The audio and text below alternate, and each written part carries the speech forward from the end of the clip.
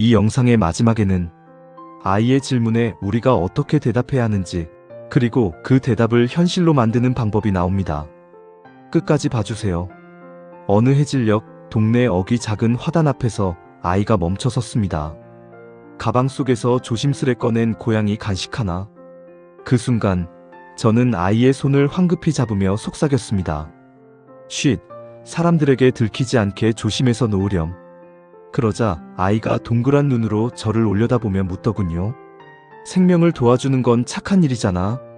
그런데 왜 고양이 밥은 도둑처럼 몰래 줘야 해? 그 질문 앞에서 저는 아무 대답도 할 수 없었습니다. 배고픈 생명에게 한 끼를 나누는 너무도 당연한 선의가 왜 이 사회에서는 이웃의 눈치를 봐야 하고 갈등의 불씨가 되어야 하는지 아이에게 설명할 방법이 없었기 때문입니다. 그날 이후로도 아이의 질문은 제 머릿속을 떠나지 않았습니다. 그럼 어른들은 왜 규칙을 안 만들어? 이 단순한 질문에 우리는 과연 얼마나 성실하게 답해왔을까요? 우리는 흔히 캣맘, 캣데디라 불리는 사람들과 길고양이를 불편해하는 사람들 사이에 갈등 속에서 살아가고 있습니다. 한쪽에서는 굶주린 생명을 외면할 수 없어 사료를 놓고, 다른 한쪽에서는 소음, 번식과 위생 문제, 그리고 재산권 침해를 이유로 분노합니다. 여기서 한 가지는 분명히 말해야 합니다. 소음과 위생을 걱정하는 마음 역시 결코 이상하거나 틀린 감정은 아닙니다. 문제는 그 불편함을 해결할 공식적인 통로가 없다는 데 있습니다. 그래서 갈등은 사람과 사람 사이의 싸움으로 번지고 선의는 숨어버립니다. 하지만 밥을 주는 행위 자체가 문제인 것은 아닙니다. 진짜 문제는 관리되지 않는 돌봄, 그리고 중재하지 않는 행정입니다. 몰래 밥을 주다 보니 사료 찌꺼기가 방치되고, 이는 곧 위생 문제로 이어집니다. 체계적인 중성화 수술이 동반되지 않은 급식은 개체수 증가로 이어지고, 그 결과 소음과 민원은 더 커집니다. 사실 이런 장면 우리 모두 한 번쯤은 봤을 겁니다. 새벽에 조용히 놓인 사료 그릇, 비를 맞아 젖어버린 플라스틱 용기, 그리고 다음날 누군가 화가 나서 엎어버린 흔적. 밥을 준 사람도 불편합니다. 왜 좋은 일을 숨겨야 하지? 라는 마음이 남습니다. 치워버린 사람도 불편합니다. 왜 이 뒷정리는 항상 내가 해야 하지? 라고 생각합니다. 그리고 그 한가운데 아무 말도 하지 못한 채 고양이가 있습니다. 이게 과연 누구의 잘못일까요? 밥을 준 사람의 잘못일까요? 불편함을 느낀 사람의 잘못일까요? 아닙니다. 이건 규칙이 없는 공간에서 반복해서 벌어지는 예측 가능한 결과입니다. 공식 급식소가 없다 보니 밥은 숨어서 놓이고, 숨어서 놓인 밥은 결국 문제가 됩니다.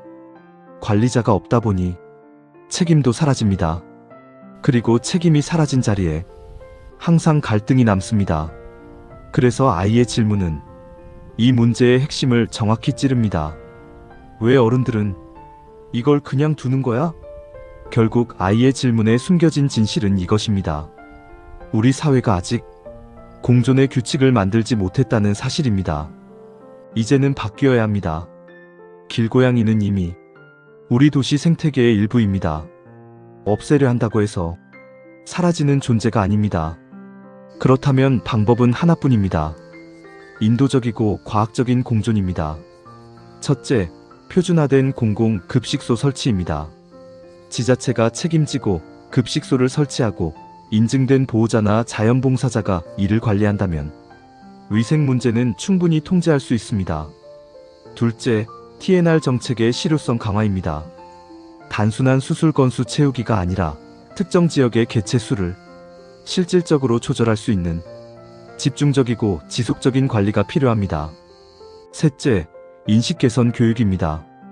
고양이가 도시 생태계에서 수행하는 역할, 그리고 학대는 명백한 범죄라는 사실을 사회 전반에 분명히 알려야 합니다. 길고양이 문제는 단순한 동물 문제가 아닙니다.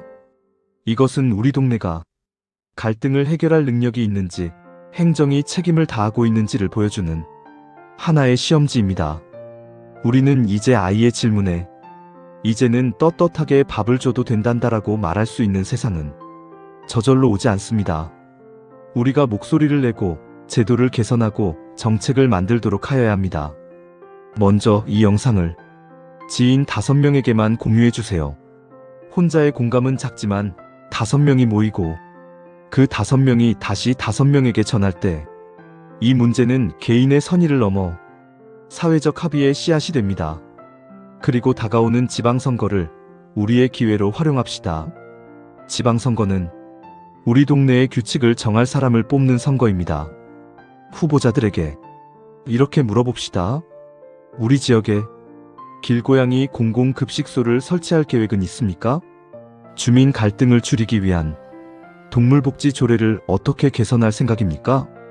정치인들은 표가 움직이는 방향을 봅니다.